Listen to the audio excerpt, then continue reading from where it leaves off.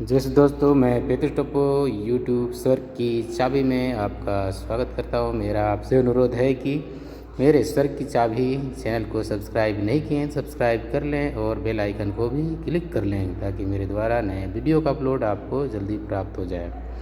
आज का मेरा टॉपिक है सांसारिक अभिलाषा।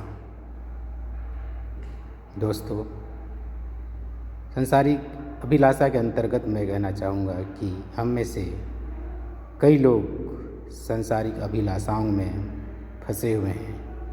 हम अपने आप को जांच सकते हैं और परख सकते हैं कि हमने सांसारिक अभिलाषाओं में फंसे हैं अथवा नहीं। इसमें आप मुझसे सवाल करेंगे कि सांसारिक अभिलाषाओं में फंसें या ना फंसें, इससे क्या फ़ायदा और लाभ और हानि और फ़ायदा है। लेकिन परमेश्वर की खोज करने वाले ही इस बात को अच्छी तरह से समझ सकते हैं, जान सकते हैं। और परमेश्वर की खोज कौन करता है? जो अनंत जीवन की खोज करता है वही परमेश्वर की खोज करेगा। सांसारिक अभिलाषाएँ क्या हैं? हम देखते हैं कि बहुत सारी चीज़ें सांसारिक अभिलाषाएँ हैं। जो चीज़ हमें मुक्ति के मार्ग से भटका देता है वो है सांसारिक अभिलाषा। मुक्ति का मार्ग प्रभु ने दिखाया है। प्रभु यीशु इस संसार में आए हैं और मुक्ति के मार्ग को दिखाए, लेकिन उस ओर कोई भी ध्यान नहीं देता। प्रभु यीशु का आए 2000 वर्ष हो गए, लेकिन विरले लोग प्रभु कहे हैं। प्रभु कहता है कि मुट्ठी भर ही लोग सन्मार्ग पर चलते हैं। तो आज हमें परखने की ज़रूरत है, जानने की ज़रूरत है, क्या हम मुक्ति के मार्ग में चल रहे हैं? यदि नहीं तो हमें कोशिश करना चाहिए। कोशिश कैसे करें? प्रभु की उपस्थिति हमें प्रभु की ओर ले चलता है, हमें दिखाता है कौन सी चीज़ें हैं सांसारिक अभिलाषाएँ और कौन सी चीज़ें हैं हमें भटकाने वाली, प्रभु के मार्ग से भटकाने वाली चीज़ें। प्रभु की उपस्थिति में रहेंगे तो हमें सब कुछ उसकी ज्योति से दिखने लगता है, क्योंकि प्रभु ने कहा है, प्रभु यीशु ने कहा है, मैं ही ज्योति हूँ। अगर प्रभु ज्योति है तो हमें उसके द्वारा साफ साफ मुक्ति का मार्ग दिखाई देने लगता है। लेकिन प्रभु की ज्योति में चलने के लिए हमें जो प्रभु नियम बताए हैं उस पर भी चलना बहुत ज़रूरी है, बहुत आवश्यक है।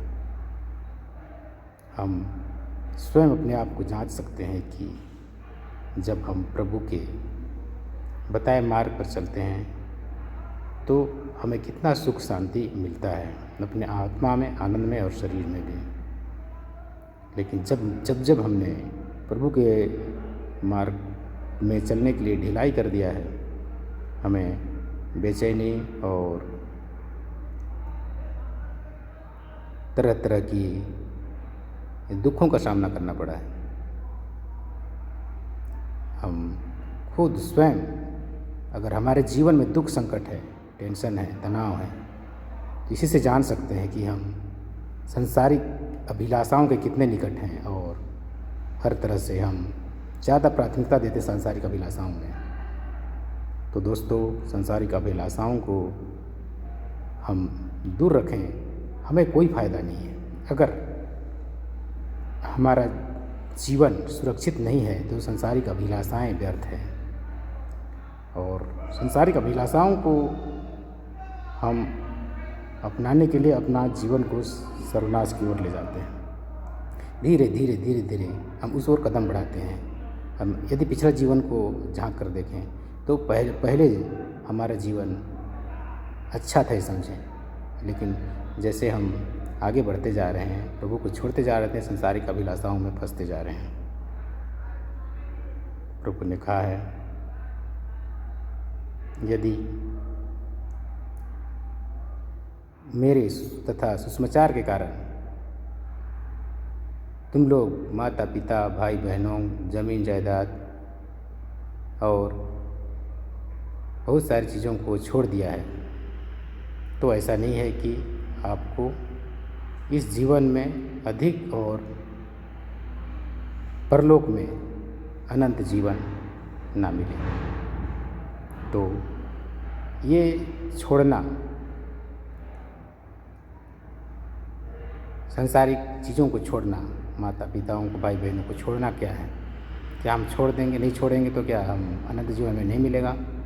छोड़ने का मतलब क्या है कि एक प्रकार की हमें अपने संतति से एक प्रेम होता है, लालसा होता है, हम कहें कि एक मोह माया होता है। मोह माया, हम कितने फंसे हुए हैं अपने परिवार से, अपने ज़मीन जायदादों से, अपने धन संपत्ति से, कितना मोह माया है। मोह माया ही एक,